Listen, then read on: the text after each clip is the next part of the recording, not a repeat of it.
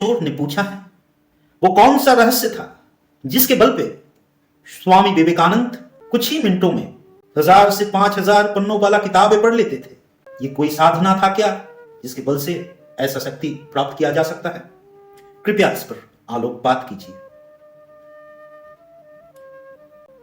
रहस्य तो था एक अद्भुत और महाप्राचीन रहस्य, जिस रहस्यों के द्वारा यह असंभव संभव किया जा सकता है। और सदियों से हमारे मानव समाज में इन रहस्यों के द्वारा हजारों महान गाथाएं फैला हुआ है। लोग कितने चमत्कार किए, एक ही रहस्य था। और उस रहस्य के बारे में केवल एक वैज्ञानिक, सदी का एक महान वैज्ञानिक बोल के भी गए थे। उस वैज्ञानिक का नाम था अल्बर्ट आइंस्टीन। आइंस्टीन ने कहा था, इस महाविश्व में दो ऐसे विषय है जिनका अंत कभी नहीं हो सकता। एक तो विषय है ब्रह्मांड, दूसरा मनुष्य की मूर्ता।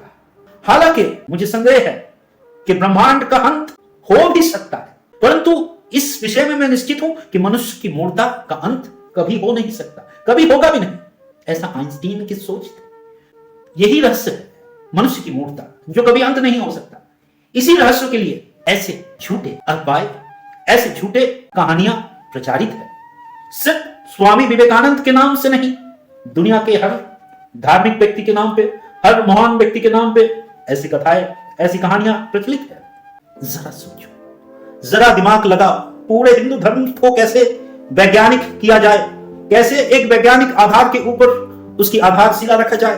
अपना पहला जीवन विवेकानंद ने इसी काम में लगाया। और जरा अच्छे से पढ़ो तो समझ आ जाएगा कि विवेकानंद को यह बात समझ में आ गया था कि युग विज्ञान का है, और विवेकानंद वैज्ञानिक सोच वाला युक्तिवादी था। वो रामकृष्ण की बातों पर ऐसे ही विश्वास नहीं किया था। उसने युक्ति खोजा था, तर्क खोजा था, तर्क संगत व्यक्ति था। बाद में जब धार्मिक बना, उनके पास अवसर था ब्रह्म समाज में जाने का। तब भारत में तथा बंगाल में ही ब्रह्म समाज बहुत विकसित हो रहा था। विवेकानंद को यह अवसर था और भी एक साइंटिफिक रिलीजियन, और भी एक तर्क शास्त्र युक्त धर्म का धार्मिक लीडर, स्पिरिचुअल लीडर बनने का। परंतु विवेकानंद ने हिंदू धर्म को और प्रासंगिक बनाने का और वैज्ञानिक बनाने का कोशिश में लगा, और इसी के बल में विवेकानंद अमेरिका जा सका था। यह बात भी समझना चाहिए। विज्ञान का आधार कुछ उनको नजर में आया था, तर्क का आधार से ही वो पश्चिम में जाने का साहस किया था, ऐसे ही नहीं गए थे। और तुम इस सदी में यही सारे तर्कहीन बातें उनके ही ऊपर प्रयोग करने में लगे हो, उन्हीं के नाम से चलाने में लगे हो कि वो ऐसे बेकार की चीजें करते हो। यह भी कोई बुद्धि का विकसित व्यक्ति कह सकता है? ये तो सीधा सा विज्ञान है। और अगर विवेकानंद खुद भी सुनता होगा तो ये उनको भी शर्म देता, लज्जा देती।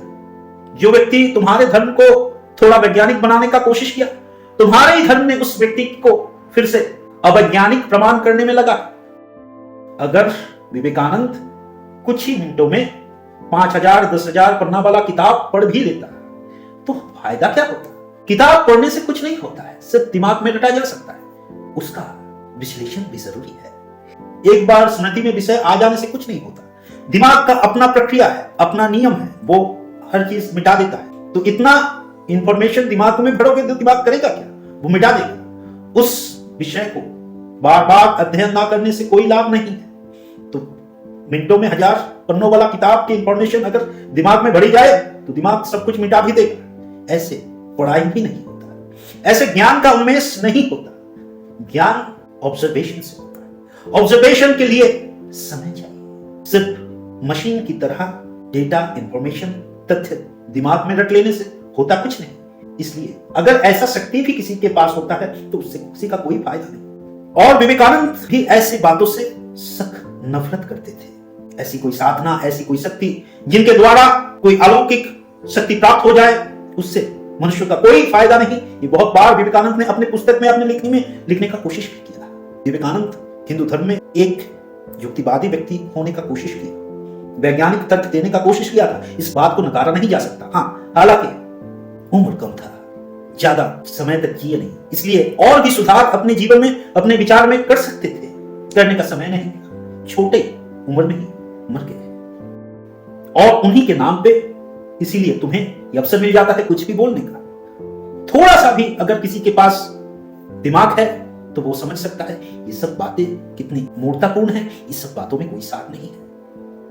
कोई भी व्यक्ति किसी भी तरह से ऐसे पत्तों को उलटने से किसी भी ज्ञान को किसी भी साधना से प्राप्त नहीं कर सकता। अगर साधना से इतनी ज्ञान ही अगर प्राप्त हो जाता तो फिर किताब पढ़ने का भी जरूरत क्या? साधना से ही दुनिया का सारा ज्ञान हासिल हो सकता था। फिर तुम किताबों में जाते क्यों, उलझते क्यों? विवेकानंद भी उलझता क्यों किताबों में? अगर साधना से इतना शक्ति हासिल होता फिर साधना ही कर लेते, किताब पढ़ने का कोई जरूरत ना होता, ना दुनिया में किताब लिखने का जरूरत होता। पर विवेकानंद इन सब बातों को अप्रामाणिक मानता था। उन्होंने कभी यह दावा नहीं किया, दावा तुम्हारा है, लोगों का है, पर इनका कोई प्रमाण नहीं है, बस भूली भुलाई बातें अभी भी हर एक देश में प्रचलित है। अपने धर्म को प्रमाणिक बनाने के लिए लोग कुछ भी तर्क देते हैं, और यही नहीं, विश्वविद्यालय के रिसर्चों में, खोजों में भी ऐसे लोग ऐसे ऐसे तर्क देते हैं जिनका कोई प्रमाणिकता नहीं है आज के समय में भी। इसलिए कुछ भी बातें प्रचलित है, आंख बंद करके विश्वास करना बेवकूफी है। ये बात विवेकानंद ने कहा था।